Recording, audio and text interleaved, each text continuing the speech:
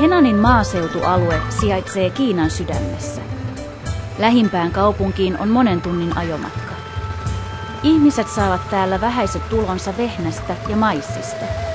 Myyntituloja kertyy noin 100 euroa vuodessa. Monet Henanin maakunnan 3,8 miljoonasta kristitystä elävät tällaisilla syrjäisillä seuduilla. Heidän on hyvin vaikeaa hankkia itselleen raamattu.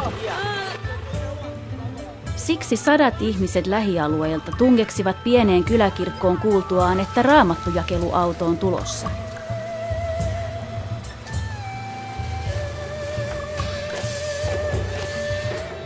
Pakettiauto otetaan vastaan juhlallisin tervetuliaismenoin.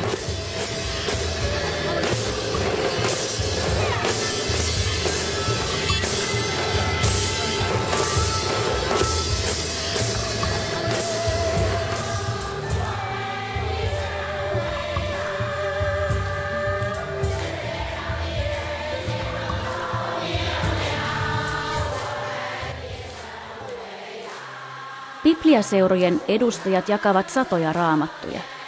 Monille tämä on ensimmäinen oma raamattu.